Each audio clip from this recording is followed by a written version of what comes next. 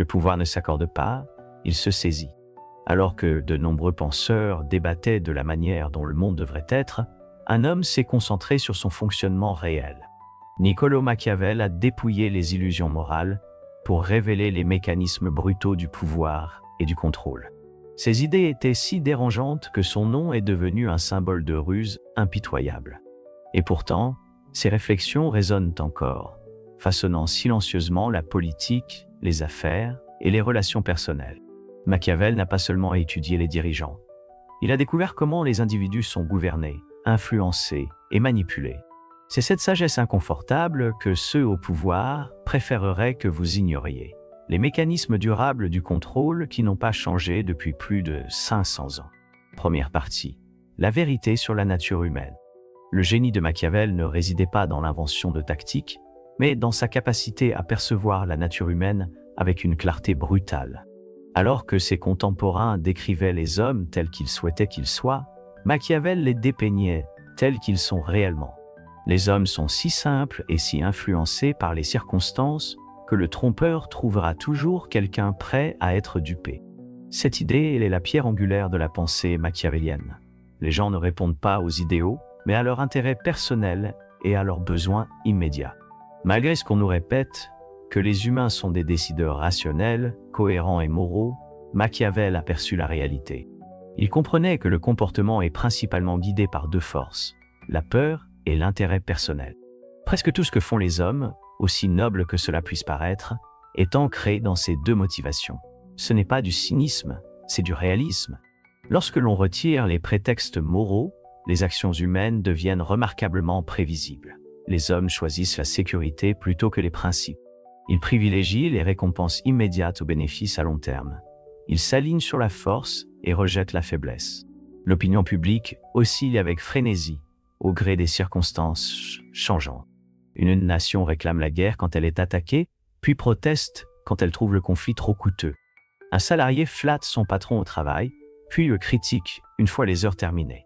Un ami jure fidélité jusqu'à ce que la loyauté nécessite un sacrifice. Machiavel ne méprisait pas cette incohérence.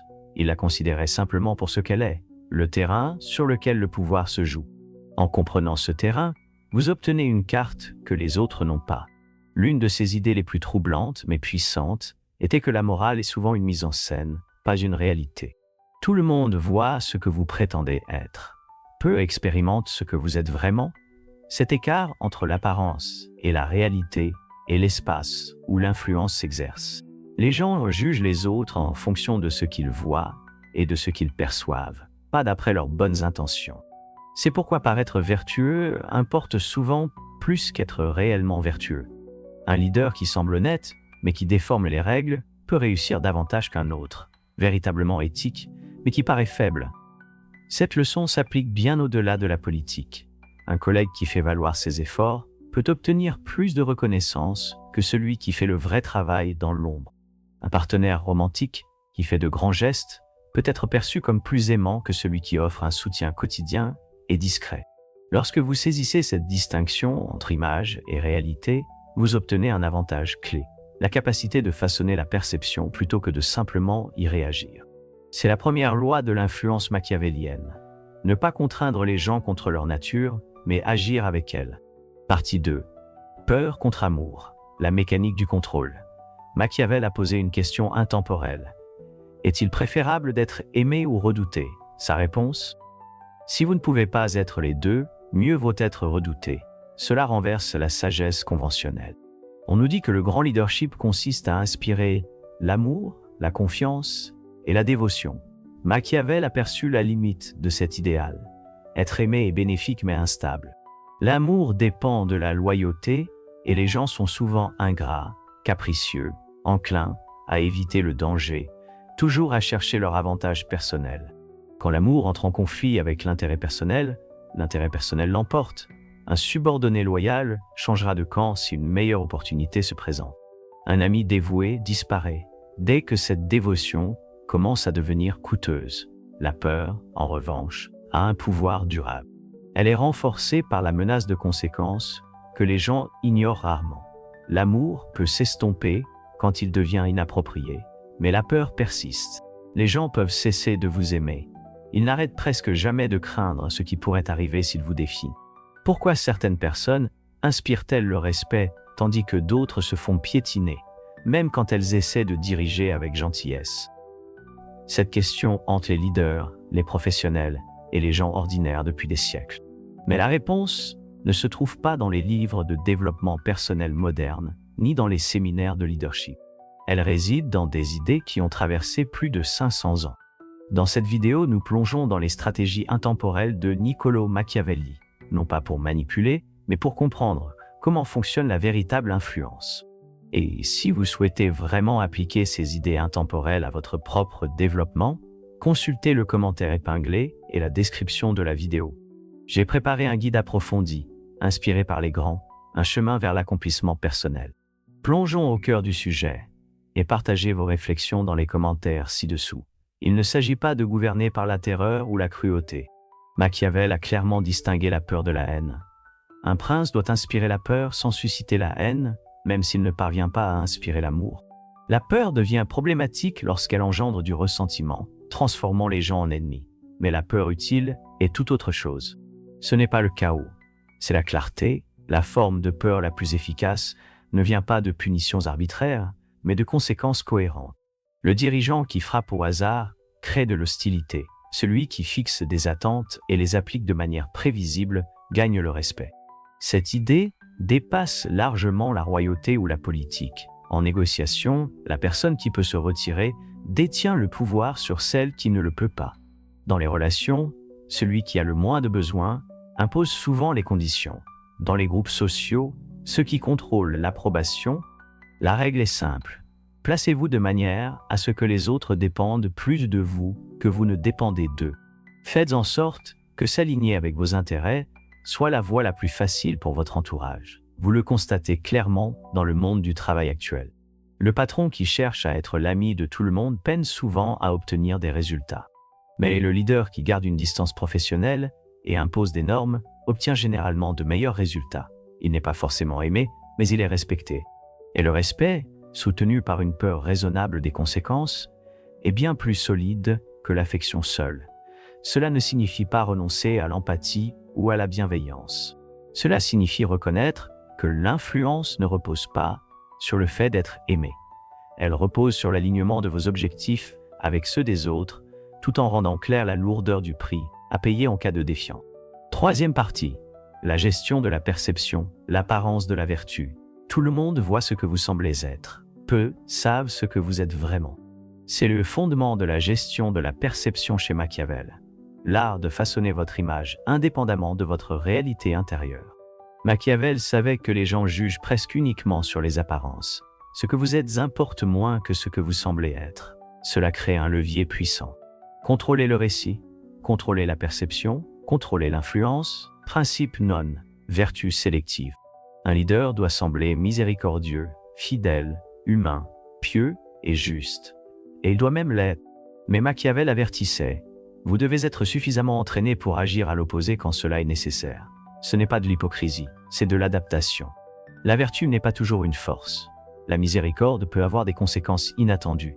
L'honnêteté peut dévoiler une vulnérabilité. Être constamment vertueux dans un monde où les autres ne le sont pas conduit souvent la défaite, la solution. Maintenir une réputation de vertu tout en vous accordant la flexibilité d'agir autrement au besoin. Cette dualité offre une liberté d'action maximale avec un coût réputationnel minimal. Principe 2. Action symbolique. Les gens sont plus influencés par quelques actions visibles et bien ciblées que par des efforts constants mais invisibles. Un politicien photographié une fois en train d'aider lors d'une catastrophe reçoit plus de crédit que celui qui a discrètement voté une loi d'aide. Un manager qui fait un grand compliment public semble plus soutenant qu'un autre qui a aidé dans l'ombre toute l'année. Comprendre cela vous permet de concentrer vos efforts sur des actions à forte visibilité, façonnant ainsi efficacement la perception au lieu de vous disperser. Principe 3. Contrôle de l'information. Un leader qui cache ses véritables intentions et maîtrise son image trouvera toujours des personnes prêtes à y croire. Il ne s'agit pas de mentir, ce qui est risqué, il s'agit de gérer l'accent, le timing et la mise en scène. Mettez en avant le positif, minimiser le négatif. Annoncer les mauvaises nouvelles lorsque les gens sont distraits. Présenter les vérités difficiles dans un contexte attrayant. L'industrie moderne des relations publiques repose précisément sur ces tactiques, une base solide mais efficace dans la pratique. Les manipulateurs les plus efficaces ne sont pas ceux qui inventent la réalité, ce sont ceux qui la façonnent.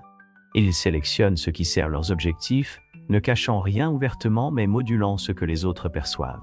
Cela mène au quatrième principe de contrôle, la représentation déléguée.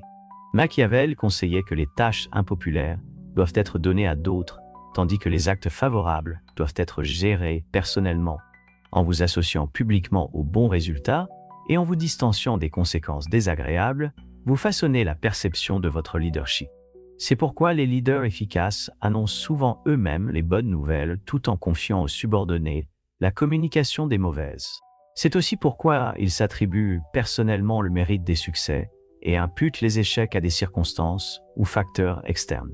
Ce n'est pas simplement une question de préservation de soi.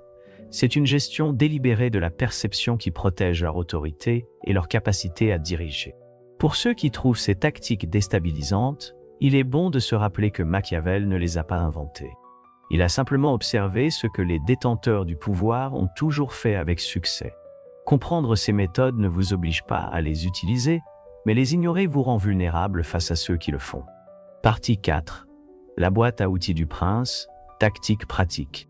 Au-delà des principes généraux, Machiavel décrit des approches tactiques précises pour obtenir et conserver le contrôle. Ces outils, éprouvés par le temps, restent étonnamment efficaces encore aujourd'hui. Outil 1. Générosité stratégique. Les hommes oublient plus vite la mort de leur père que la perte de leur héritage. Machiavel a compris que les intérêts matériels l'emportent souvent sur les sentiments, en donnant d'une manière qui suscite gratitude et dépendance. L'influence augmente, mais la clé réside dans la mise en œuvre. La générosité doit être visible, mémorable et clairement attribuée à vous. La gentillesse anonyme ne crée pas de levier. La générosité stratégique garantit que les bénéficiaires savent qui les a aidés et pourquoi. C'est pourquoi les dirigeants efficaces s'assurent que les primes ou promotions sont clairement associées à leur patronage. Pourquoi les fonctionnaires mettent en avant les avantages spécifiques qu'ils ont obtenus. Et pourquoi les experts du réseautage offrent une aide qui les positionne comme des ressources durables et non comme de simples donateurs ponctuels. Outil 2. Miséricorde calculée. Les hommes doivent être cajolés ou éliminés, car ils se vengeront pour des blessures mineures, mais ne pourront pas réagir à des blessures graves. Face à l'opposition, les demi-mesures sont risquées. Il faut soit réconcilier totalement vos opposants en les transformant en alliés, soit supprimer entièrement leur capacité à riposter. C'est pourquoi les leaders compétents réintègrent complètement ceux qui ont failli ou les écartent définitivement. Pourquoi les négociateurs aguerris concluent un accord total ou se retirent proprement. Les compromis flous laissent du ressentiment latente, prêt à ressurgir. Outil 3. Crise fabriquée. Ne laissez jamais passer une bonne crise. Bien que Machiavel n'ait pas inventé cette expression, sa logique s'aligne profondément avec sa pensée. La perturbation crée des opportunités. Quand tout est stable, les structures de pouvoir résistent au changement. Mais en période de crise, les gens acceptent ce qu'ils auraient autrement rejeté. Cela ne signifie pas forcément créer des problèmes. Cela signifie être prêt à tirer parti de ceux qui existent réellement. Le leader qui a préparé des réformes à l'avance peut les introduire au milieu du chaos, lorsque la peur et la confusion affaiblissent la résistance. Outil 4. Alliance stratégique. Le prince doit être la seule personne à qui l'on demande des faveurs. En devenant le gardien des avantages, vous devenez indispensable. Cela garantit que les gens doivent passer par vous et non vous contourner, renforçant ainsi votre contrôle et votre capacité de discernement. Dans les organisations, cela signifie que les ressources, les validations ou l'accès dépendent de votre implication. Sur le plan social, cela signifie devenir le connecteur, celui qui met les gens en relation avec ce qu'ils recherchent. Plus vous vous positionnez comme le passage obligé vers ce que les autres désirent, plus vous pouvez influencer sans recourir à la force. Outil 5. Cohérence prédictive. Rien ne rend un prince plus respecté que la conduite d'initiatives majeures et la démonstration éclatante de ses compétences. L'influence grandit lorsque les autres vous perçoivent comme constamment capable. Même si toutes les décisions ne sont pas parfaites, un schéma de succès renforce la confiance dans votre jugement. Lorsque vos actions correspondent régulièrement à vos prédictions, vous vous construisez une image de compétence qui dépasse tout résultat isolé. Cela crée une attente d'efficacité qui renforce à son tour votre autorité. C'est pourquoi les leaders efficaces prennent souvent des engagements très visibles et s'assurent qu'ils soient honorés, même à un coût élevé. Montrer sa capacité et sa fiabilité instaure une impression d'inévitabilité autour de leur leadership, laquelle décourage l'opposition avant même qu'elle n'apparaisse. Ces outils ne sont pas une théorie abstraite, ce sont des tactiques concrètes, observées à travers des siècles de lutte de pouvoir, des salles de conseil aux campagnes politiques et aux hiérarchies sociales. Ceux qui mettent en œuvre des stratégies machiavéliennes, que ce soit consciemment ou par instinct, manœuvrent systématiquement mieux que ceux qui ignorent ces techniques. Partie 5. Le machiavélien moderne, contrôle subtil. Machiavel a écrit « Pour des princes régnant sur des cités-États de la Renaissance », mais ces principes s'adaptent parfaitement aux arènes modernes où la coercition directe est rarement acceptée. Les manipulateurs les plus efficaces d'aujourd'hui ont simplement modernisé les méthodes, remplaçant épées et décrets par des politiques, des incitations et des perceptions. Dans les milieux professionnels, le machiavélien moderne ne menace ni ne donne d'ordre.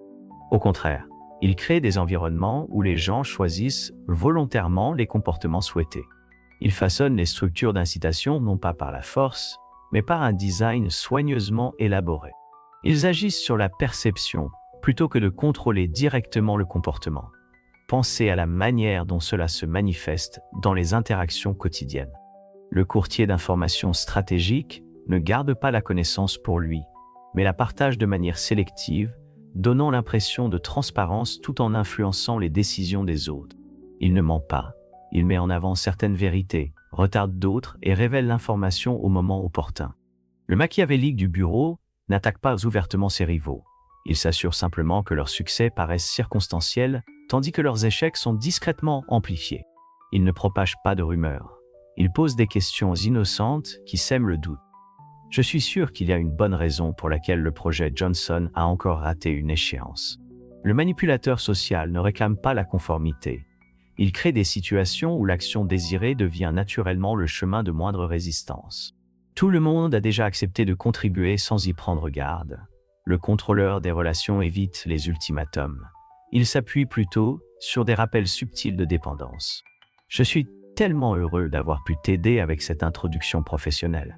Ces comportements suivent une formule commune. Pression indirecte plutôt que force directe, déni plausible plutôt qu'intention manifeste, contrôle de la perception plutôt que contrôle physique. La main de fer est toujours là, mais elle porte un gant de velours. Ce qui rend ces tactiques particulièrement puissantes, c'est leur capacité à opérer en dessous du seuil de conscience. La plupart des gens résistent à une manipulation évidente, mais restent vulnérables aux stratégies plus subtiles qui déclenchent des réactions automatiques plutôt qu'une réflexion consciente. La forme de contrôle la plus avancée est la métamanipulation, la création d'environnements où les gens croient faire des choix libres, alors qu'en réalité, leurs options et les informations qui leur sont fournies sont conçues pour les orienter vers une décision précise. C'est pourquoi les leaders présentent des résultats prédéterminés comme le fruit d'un dialogue collaboratif. Les marketeurs créent des choix illusoires, où chaque voie mène au même objectif. Les négociateurs consentent de petites concessions pour sécuriser des gains plus importants, tout en donnant l'impression d'être flexibles. L'ingéniosité de ces tactiques réside dans la préservation de l'illusion d'autonomie, ce qui réduit la résistance au fur et à mesure que l'influence s'installe. Pour ceux qui craignent de tomber dans le piège de ces tactiques, la prise de conscience reste la meilleure défense. Comprendre comment fonctionne la manipulation ne garantit pas l'immunité, mais cela permet de la reconnaître plus facilement et de répondre de manière plus réfléchie et éclairée. La question pratique n'est pas de savoir s'il faut interagir avec les dynamiques machiavéliennes, mais comment le faire. Un rejet aveugle vous expose, tandis qu'une adhésion sans critique mène à l'érosion éthique. L'approche durable se situe au milieu, voir clairement sans se laisser consumer. Réflexion finale, éthique et clarté. Les idées de Machiavel soulèvent une question inconfortable mais nécessaire. Comprendre la manipulation est-il intrinsèquement corrompu? La connaissance du contrôle mène-t-elle automatiquement à son exploitation? Sa réponse était plus complexe que beaucoup ne l'imaginent. Un homme qui souhaite faire le bien en toute chose doit nécessairement souffrir parmi tant d'autres qui ne sont pas bons. Le monde est rempli d'individus et de systèmes qui utilisent déjà ces principes, souvent sans contrôle. Les comprendre n'est pas s'y soumettre, c'est éviter d'être gouverné par eux de manière inconsciente. En ce sens, la clarté n'est pas une corruption, c'est une protection. Quelle que soit la gêne morale, l'ignorance de ces principes ne confère pas d'immunité.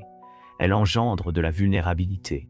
Peut-être l'élément le plus troublant des idées de Machiavel est que le pouvoir lui-même est neutre. La mécanique de l'influence n'est ni vertueuse ni corrompue par nature. Les mêmes tactiques qui permettent la manipulation permettent aussi le leadership, la protection et le progrès. Ce qui différencie la corruption de la sagesse, ce n'est pas la méthode, c'est la motivation. Un prince qui comprend la peur, la perception et le levier peut les utiliser pour exploiter ou stabiliser. L'architecture du pouvoir est la même, qu'elle soit utilisée pour dominer une population ou pour la maintenir unie. L'influence stratégique, lorsqu'elle est orientée vers le bénéfice collectif, devient leadership. Le contrôle, lorsqu'il est exercé pour garantir la stabilité et la sécurité, devient protection. La gestion de la perception, lorsqu'elle est utilisée pour inspirer plutôt que tromper, devient vision. Comprendre comment les êtres humains sont influencés, leurs peurs, leurs désirs, leurs croyances, n'est pas une forme de corruption. C'est simplement voir clairement les forces qui ont toujours façonné le comportement humain. Ce qui compte, c'est comment cette clarté est appliquée.